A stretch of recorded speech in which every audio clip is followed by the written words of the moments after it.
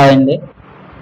ఈరోజు కరెంట్ అఫైర్స్‌లో భాగంగా main articles discuss చేద్దాం. అందులో ఫస్ట్ ఆర్టికల్ మనకొచ్చేసి ఆంధ్ర వైద్య కళాశాలకు 13వ స్థానం అయితే మనకి లభించింది. ఎందులో అంటే ఇది మనకి ఇంటర్నేషనల్ ఇన్‌స్టిట్యూట్ ర్యాంకింగ్స్ ఫ్రేమ్‌వర్క్ 2026 ఈ యొక్క ఇంటర్నేషనల్ ఇన్‌స్టిట్యూషనల్ ర్యాంకింగ్ ఫ్రేమ్‌వర్క్‌లో భాగంగా మనకి రాష్ట్రంలోని 8 వైద్య కళాశాలలకి మనకి ఏంటంటే మంచి ర్యాంక్స్ అయితే లభించాయి.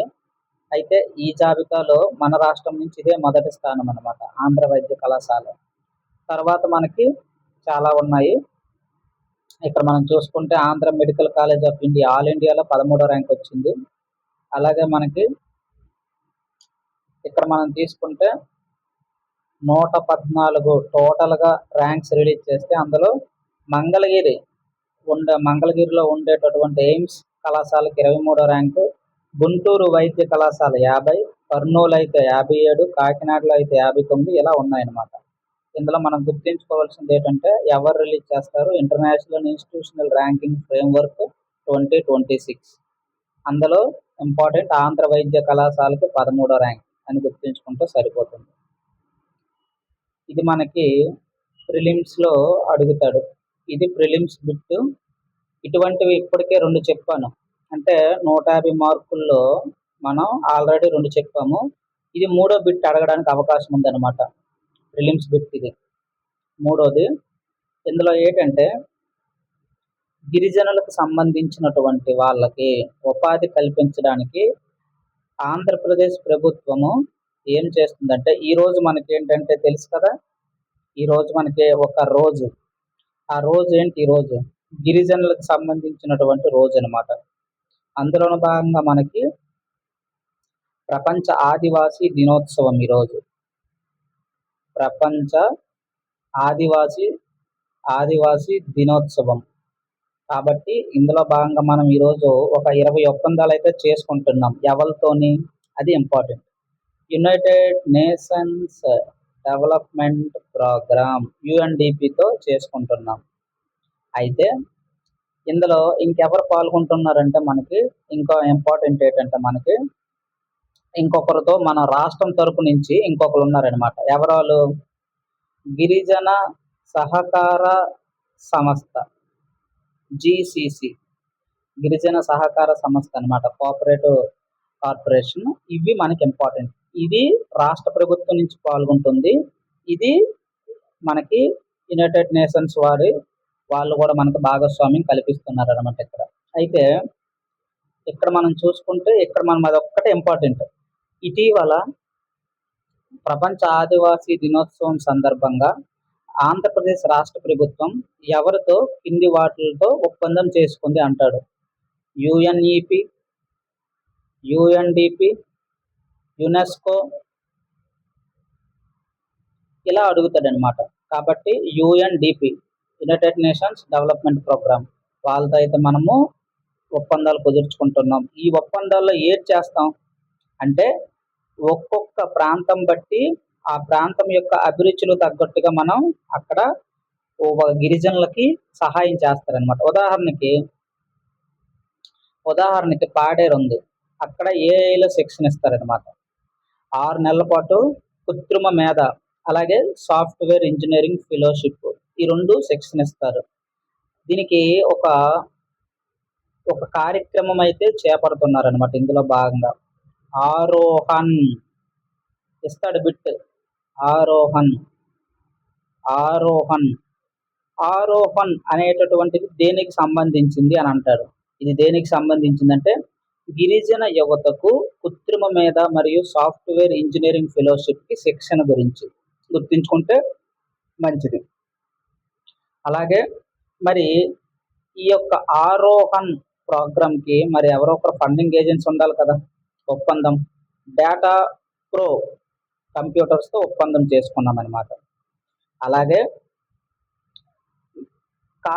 కొన్ని ప్రాంతాల్లో కాఫీ విస్తరణ అనేటటువంటిది చేయడానికి ఇక్కడ మనము పాడేరులో కాఫీ ఎక్స్పీరియన్స్ సెంటర్ను కూడా ఏర్పాటు చేస్తున్నారు అనమాట. దీనికి ఎవరితో ఒప్పందం చేసుకున్నాము? బెంగుళూరులో ఉండేటటువంటి కాఫీ బోర్డు మధ్య ఒప్పందం జరిగింది అనమాట. ఐటీడీఏ వాళ్ళకి, అలాగే బెంగుళూరులో ఉండే వాళ్ళకి. ఇలా మనకి చాలా ఉన్నాయన్నమాట. ఫస్ట్‌ది ఇవన్నిట్లో భాగంగా యూఎన్‌డీపీతో మనం ఒప్పందం కుదుర్చుకున్నాము. ప్రపంచ ఆదివాసీ దినోత్సవం సందర్భంగా. అందులో ఆరోహణ్ అనే ప్రోగ్రామ్ ఇంపార్టెంటు. అదేం చేస్తుందంటే పాడేరు గిరిజన యువతకి మనకి 6 నెలల పాటు కృత్రిమ మేధ, ఆర్టిఫిషియల్ ఇంటెలిజెన్స్ అలాగే సాఫ్ట్‌వేర్ ఇంజినీరింగ్ ఫెలోషిప్ దీనికి శిక్షణ ఇస్తామనమాట. అలాగే అల్లూరు సీతారామరాజు జిల్లా దేనికి? ఇక్కడ మనకు విలువిద్య ఫేమస్. అందుకే అక్కడ ఉచిత శిక్షణ ఇస్తారు. అలాగే మనకి శ్రీశైలంలో ఎవరున్నారు? చెంచులున్నారు. వాళ్ళకేం చేస్తారు? తక్కువ ఖర్చుతో గృహ నిర్మాణము, జీవనోపాధి ఇటువంటివి కల్పిస్తారనమాట. అయితే అనంతపురం ఆర్టీడీఏ సంస్థ ముందుకొచ్చిందనమాట. ఇలా చాలా సంస్థలు టైఅప్ అయ్యాయి. అలాగే నెల్లూరు తీసుకుంటే ఏంటి? జూట్.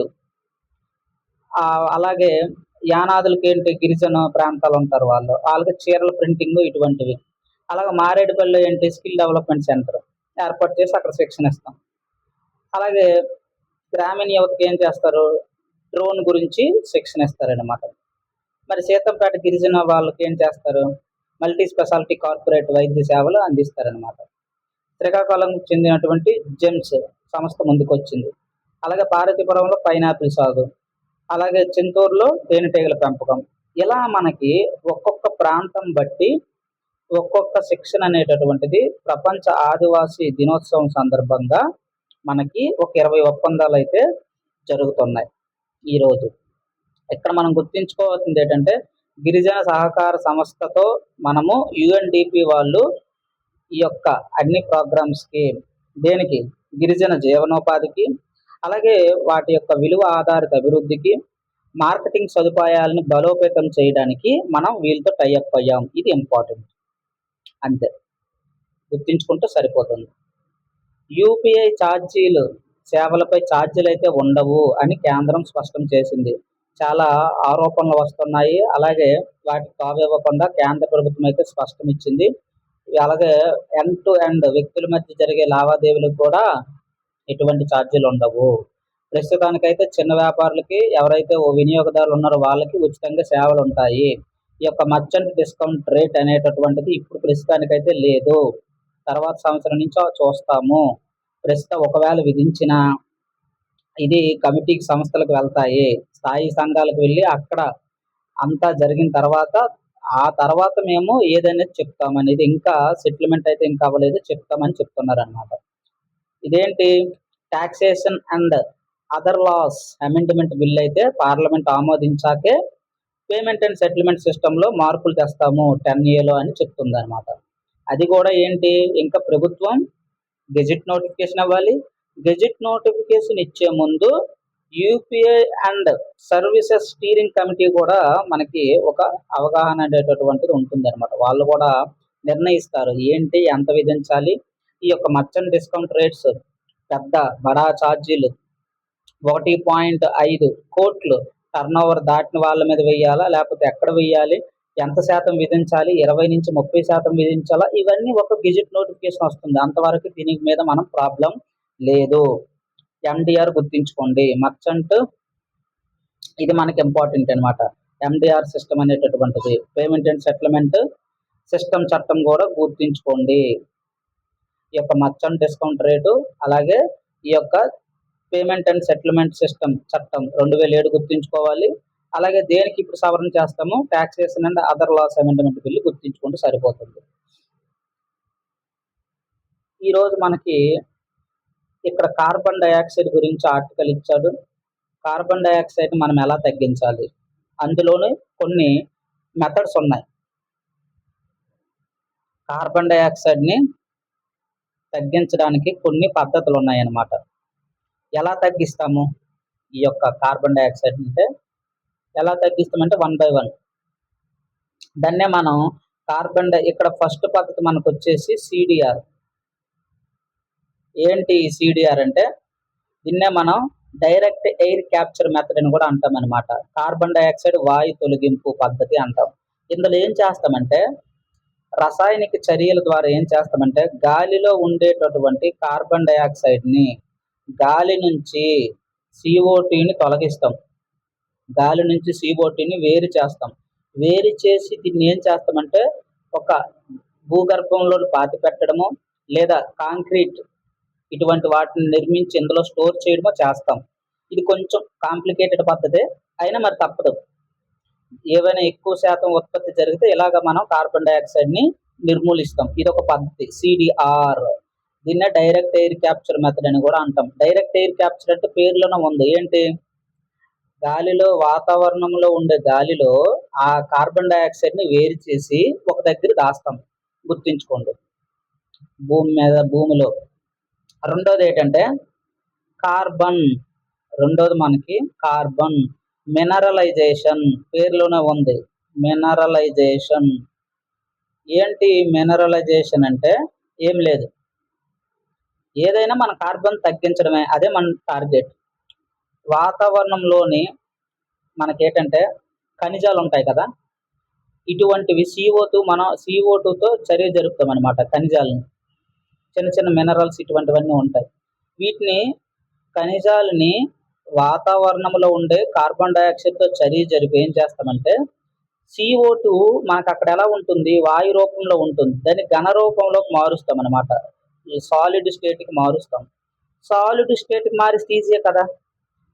వెంటనే వాతావరణం నుంచి వేరు చేస్తామనమాట ఈ యొక్క కార్బన్ డయాక్సైడ్‌ని. ఇదొక పద్ధతి.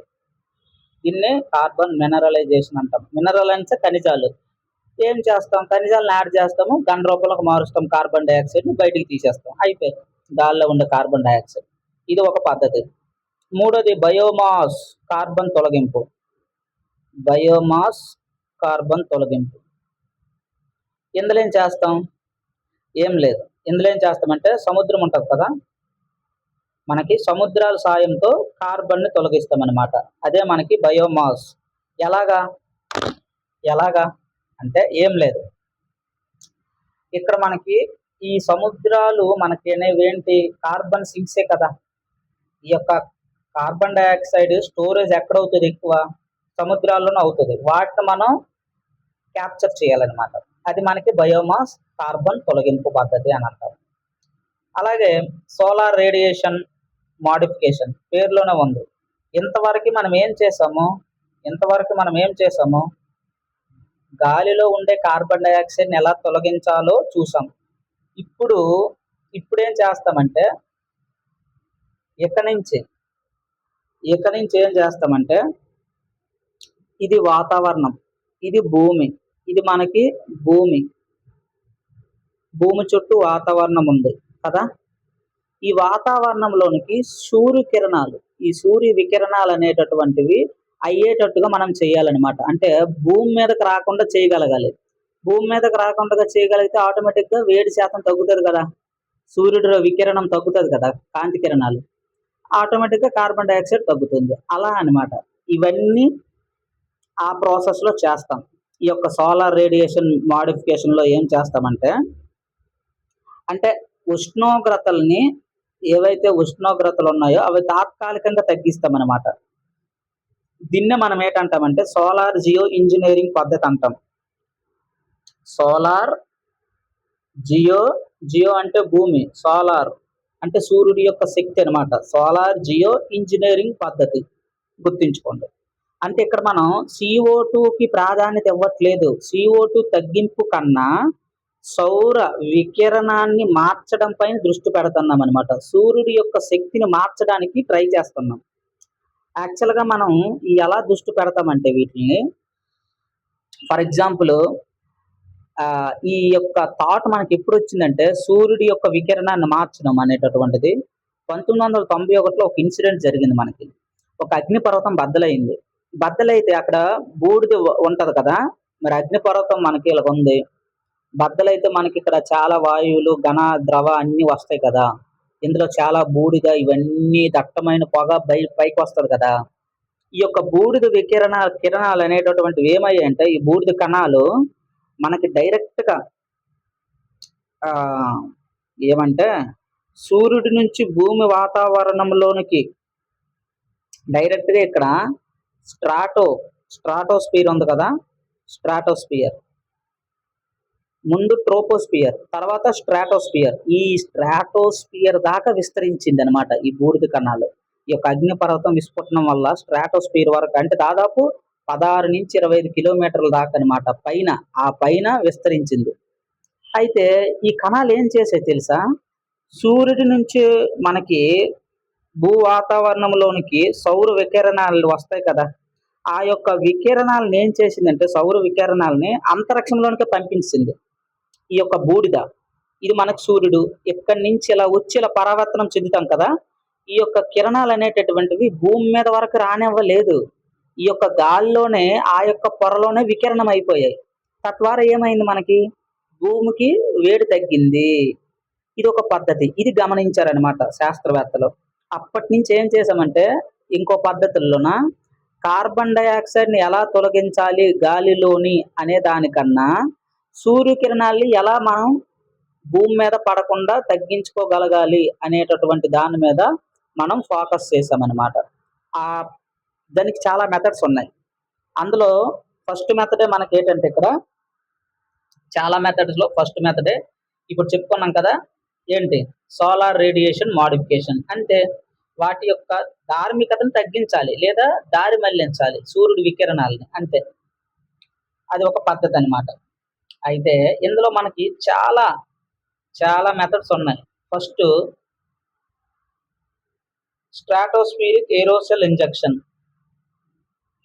స్ట్రాటోస్ఫియర్ ఉంది కదా మనకి, ఈ యొక్క స్ట్రాటోస్ఫియర్ ఏరోసెల్ ఇంజెక్షన్ అంటారు. అంటే ఏంటి, ఈ స్ట్రాటోస్ఫియర్ లో మనకి విమానాలను ఉపయోగిస్తాం కదా, ఇక్కడ విమానాలను ఉపయోగించి గంధక కణాలని మనం అక్కడ పంపిస్తాం అనమాట. ఈ యొక్క గంధక కణాలని స్ట్రాటోస్ఫియర్ లోకి పంపిస్తాం.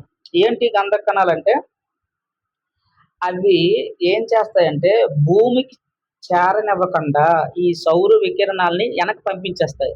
తద్వారా భూమి ఎలా ఉంటుంది, చల్లబడుతుంది. ఇది ఒక పద్ధతి. ఏది, స్ట్రాటోస్ఫియరిక్ ఏరోసెల్ ఇంజెక్షన్. ఇంకో పద్ధతి ఉంది. ఇంకోటి ఏంటంటే మెరైన్ క్లౌడ్ ట్రైటనింగ్ అంటాం. మెరైన్ క్లౌడ్ పేరులోనే ఉంది, మెరైన్ క్లౌడ్ ట్రైటనింగ్. ఇంకొకటి ఉంది Cirrus cloud thinning. Cirrus cloud thinning అంటాం. వీటి గురించి చెప్పుకుంటే సరిపోతుంది. సిర్రస్ క్లౌడ్ థిన్నింగ్ ఇదొక మెథడ్. మెరైన్ క్లౌడ్ ట్రైటనింగ్ ఒకటి, సిర్రస్ క్లౌడ్ థిన్నింగ్ ఒకటి. ఈ రెండింటి గురించి చెప్పుకుంటే మనకి ఈ యొక్క సూర్యుడి నుంచి వచ్చే వికిరణాలని ఎలా తగ్గించాలి అనేటటువంటిది ఈ యొక్క రెండు మెథడ్ల ద్వారా మనకి అర్థమవుతుంది అనమాట. ఫస్ట్ ఇదేంటి, ఫస్ట్ ఆల్రెడీ చెప్పుకున్నాం, సోలార్ మాడిఫికేషన్స్ గురించి చెప్పుకున్నాం కదా. ఇది రెండో పద్ధతి. ఏది, మెరైన్ క్లౌడ్ ట్రైటనింగ్. ఈ యొక్క మెరైన్ క్లౌడ్ ట్రైటనింగ్ అనేటటువంటి దాంట్లో మెరైన్ క్లౌడ్ ట్రైటనింగ్ ఏం చేస్తామంటే, సౌరశక్తిని ఏం చేస్తామంటే అంతరిక్షంలోనికి పరావర్తనం చెందిస్తామన్నమాట, అక్కడి నుంచి అక్కడికే. ఎలా, పేర్లోనే ఉంది మెరైన్ అంటే సముద్రము. అంటే సముద్ర జలాల్లో ఉండేటటువంటి ఈ యొక్క ఉప్పు కణాలు ఉంటాయి కదా, ఈ ఉప్పు కణాలు ఏం చేస్తామంటే మనము మేఘాల్లో పంపుతాం అనమాట. ఈ యొక్క మేఘాల్లోనూ పంపుతాం ఉప్పు కణాలని. దీనివల్ల మేఘాలు ఏమవుతాయి, మరింత ప్రకాశవంతంగా మారుతాయి. ఎప్పుడైతే మేఘాలు మరింత ప్రకాశవంతంగా మారాయో సూర్యరశ్మిని ఇవేం చేస్తాయి, అంతరిక్షంలోకే పంపించేస్తాయి. ఇలా వచ్చే సూర్యకిరణాలు వెంటనే రిఫ్లెక్ట్ చేయించేస్తామట. మరి ఈ యొక్క భూమి వాతావరణం పైకి రానివ్వు. ఇలా మనం తగ్గిస్తాం. ఇంకోటి ఏమని చెప్పుకున్నాము, సిర్రస్ మేఘాలు అన్నాం. ఈ యొక్క సిర్రస్ మేఘాల పద్ధతి ఎలా ఉంటుంది అంటే, ఇది యాక్చువల్గా 6 కిలోమీటర్ ఎత్తులో ఉంటుంది అనమాట భూమి వాతావరణంకి. మేఘాలు అంతే కదా, మేఘాలు మనకు కనిపిస్తున్నాయి అంటే 6 కిలోమీటర్ల పైన ఉంటాయి. ఈ యొక్క సిర్రస్ మేఘాలు అంటే ఏమీ లేవు, ట్రోపోస్ఫియర్లోనే ఇవి ఉంటాయి. ట్రోపోస్ఫియర్లో ఉండే మేఘాలనే సిర్రస్ మేఘాలని అంటాం. అయితే ఈ యొక్క మేఘాలు మనం ఏం చేస్తామంటే వీటిని మనం పలచబడేటట్టు చేస్తామన్నమాట. పలచబడేటట్టు చేస్తే ఏమవుతాయి, భూమి ఉష్ణోగ్రతలు తగ్గుతాయి. ఇవి ఎలా చేస్తామంటే కొన్ని రసాయనాలతో ఈ సిర్రస్ మేఘాలని మనం మారుస్తామన్నమాట. మంచు స్ఫటికాలుగా తయారు చేస్తాం. ఆ మంచు స్ఫటికాలుగా ఉండడం వల్ల, తయారు చేయడం వల్ల ఏమవుతుంది, మనం రసాయనాలు పంపిస్తాము, ఆ మేఘాలు మంచు స్ఫటికంగా మారుతాయి అన్నమాట. అలా మారడం వల్ల అవి త్వరగా కిందకు పడిపోవడము లేదా కరిగిపోవడము జరుగుతుంది. లే అంటే అలా ఎందుకు జరుగుతుంది అంటే ఆ మేఘాల యొక్క డెన్సిటీ తగ్గిపోతుంది, వాటి యొక్క సాంద్రత తగ్గిపోతుంది. ఎప్పుడైతే సాంద్రత తగ్గిపోతాయో అవి కింద పడిపోతాయి. అయితే కరిగిపోవడం కానీ లేదా కిందకు పడిపోవడం కానీ జరుగుతాయి. తద్వారా భూమి ఏమవుతుంది, చల్లబడుతుంది. అంటే ఒక 3 పద్ధతులు ఏం చెప్పుకున్నాము. కార్బన్ డైఆక్సైడ్ తొలగించేటటువంటి పద్ధతి, వాతావరణంలో కార్బన్ డైఆక్సైడ్ తొలగించే పద్ధతి. ఇంకో 3 పద్ధతులు ఏం చెప్పుకున్నాము. సూర్యుడి నుంచి వచ్చే శక్తిని అటు నుంచి అటే పంపించడం. అది ఇక్కడ మనకి లాస్ట్ ఆర్టికల్. మనకి ఇప్పుడు రీసెంట్గా ఏమైంది, అమెరికా ఇరాన్ యుద్ధాలు జరుగుతున్నాయి. యుద్ధాలు జరగడం వల్ల మనకేమైంది, ఈ యొక్క క్రూడ్ ఆయిల్ ధరలు ఏమయ్యాయి, పెరిగిపోయినాయి కదా. క్రూడ్ ఆయిల్ ధరలు పెరిగిపోయాయి. అయితే ఇటువంటి సమయంలో మనకి అత్యవసరంగా మనం ఏం చేయాలంటే ఈ యొక్క క్రూడ్ ఆయిల్ ముడి చమురుల్ని మనం కానీ దాచిపెట్టుకున్నాం అనుకో, అవసరమైనప్పుడు వాడుకోవచ్చు అనమాట. అవసరమైనప్పుడు వాడుకోవచ్చు కదా. మనం కూడా ఒక మంచి పొదుపు చేస్తాము. పొదుపు దేనికి చేస్తాము, ఏదైనా అత్యవసర పరిస్థితి చూస్తే వాడుకోవడానికి పొదుపు చేస్తాం. అలాగే ఈ చమురు నిల్వలను కూడా మనం దాచుకోవాలన్నమాట, అవసరమైనప్పుడు అవి బయటికి తీసుకొని వాడుకోవడానికి. అలాగే ఈ భారతదేశ ప్రభుత్వం ఏం చేసిందంటే దానికి ఒక ప్రత్యేకమైన పథకం స్టార్ట్ చేసింది. అది ఇప్పటి నుంచి కాదు, ఎప్పటి నుంచో ఉందన్నమాట. అయితే దాన్ని ఆ పథకం పేరేంటంటే మనకి వ్యూహాత్మక చమురు నిల్వలు, ఎస్పిఆర్. ఇవి మనకి ఎప్పుడైతే ఇటువంటి సమయము ఈ ఇరాన్ యుద్ధం సమయంలో అవి మనం బయటికి తీసి ఆ ముడి చమురుని శుద్ధి చేసుకొని పెట్రోల్ డీజిల్గా మార్చుకొని మనం వాడుకోవచ్చు. అటువంటి ప్రాంతాలు ప్రస్తుతానికి మనకి 3 ఉన్నాయి. 2015లో మోదీ వచ్చి ఇంకోటి ప్రారంభించాడు, 3వది. అదే విశాఖపట్నంలో. ప్రస్తుతంగా మనకి ఇన్ని ఉన్నాయి. మన దగ్గర నిల్వలు ఎంత ఉన్నాయి, 5 మెట్రిక్ టన్నులు ఉన్నాయన్నమాట. 5.33 మన దగ్గర మిలియన్ బ్యాలర్లు ఉన్నాయన్నమాట. 5.33 ఉన్నాయి. అందులో విశాఖపట్నంలో రాష్ట్రం ఏది, ఆంధ్రప్రదేశ్లో 1.33 మిలియన్ టన్నులు. అలాగే మంగళూరు కర్ణాటక సంబంధించింది, అక్కడ ఒక 1.50 మిలియన్ టన్నులు ఉన్నాయి. అలాగే పాడూరు, ఇది కర్ణాటకలో ఉంది, 2.50. ఈ మొత్తం కలిపితే మన దగ్గరికి ఎంత అయినాయి, 5.33 అయింది. ప్రస్తుతానికి మన దగ్గర అంతే ఉన్నాయి. ఇవి ఎన్ని రోజులకు వస్తాయి, 9 రోజులకు వస్తాయి.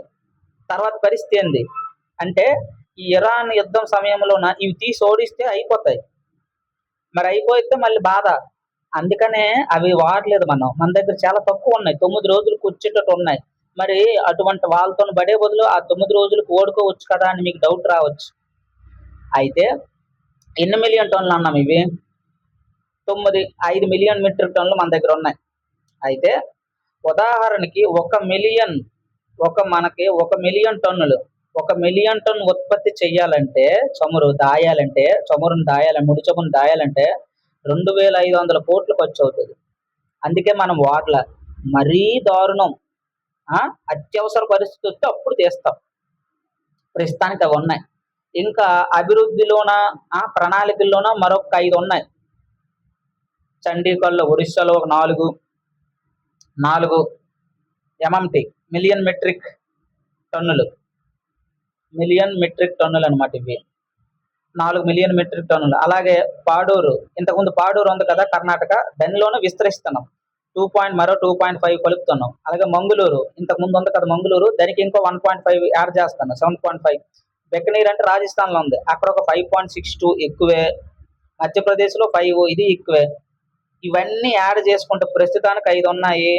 ఇవి కూడా యాడ్ చేస్తే మొత్తానికి 19 మిలియన్ టన్నులు అవుతుంది అనమాట. 19 మిలియన్ టన్నులు అంటే 40 రోజులకు మనకు వస్తుంది చమురు. 40 రోజులకు వస్తుంది. సరిపోద్దా? సరిపోదు.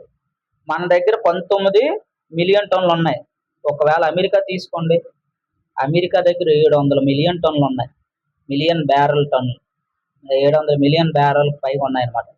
చైనా అయితే 300 మిలియన్ బ్యారెల్. అది ఎన్ని రోజులకు వస్తుంది చూసుకోండి, సంవత్సరాల తరబడి వస్తాయి వాటికి. మన దగ్గర 10 రోజులకు కూడా లేవు పట్టుమని. కాబట్టి ఇవి మనం అభివృద్ధి చేసుకోవాలి, అది మన టార్గెట్. ఆ ఆర్టికల్ ఇది. ఇటీవల కాలంలో వ్యూహాత్మక చమురు నిల్వలు ప్రస్తుతానికి 2026 భాగంగా మన దగ్గర ఎన్ని చమురు మిలియన్ మెట్రిక్ టన్నులు ఉన్నాయని అడుగుతాడు. 5.33. అలా కాకుండా ఒకవేళ కొత్తగా 5 ప్రకటించారు వ్యూహాత్మక చమురు నిల్వలు, అవి కూడా యాడ్ చేస్తే మొత్తం ఎన్ని అవుతాయంటే 19 మిలియన్ టన్నులు అంటారు.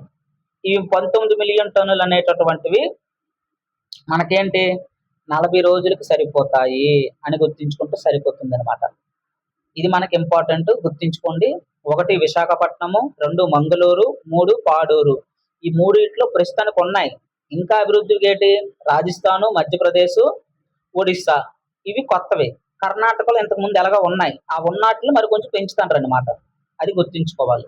ఇక్కడ మనము ఒడిస్సా, మధ్యప్రదేశ్, రాజస్థాన్ ఈ 3 కొత్తవి. చండీగఢ్లో 4 మిలియన్ మెట్రిక్ టన్నులు, బికనేర్ రాజస్థాన్లో 5.62 మెట్రిక్ టన్నులు, అలాగే బినా మధ్యప్రదేశ్లో మనకి 5 మిలియన్ మెట్రిక్ టన్నులు యాడ్ చేస్తాను. ఇవన్నీ యాడ్ చేస్తే 19 అవుతాయి. ఆల్రెడీ పాడూరు, మంగళూరులో ఉన్నాయి, మరి కొంచెం పెంచుతాను. అది టోటల్గా మనకి ఒక్కొక్కటి ఇంపార్టెంట్. Thank you. ఛానల్ అయితే సబ్స్క్రైబ్ చేసుకోండి. మనం గ్రూప్ 2 సిరీస్ అయితే కంటిన్యూ అవుతుంది. ఛానల్ అయితే సబ్స్క్రైబ్ చేసుకోండి. విత్ ఫ్రీ ఆఫ్ కంటెంట్తో మనం ఛానల్ అయితే నడుపుతున్నాము. ఓకేనా? ఛానల్ అయితే సబ్స్క్రైబ్ చేసుకోండి. Thank you.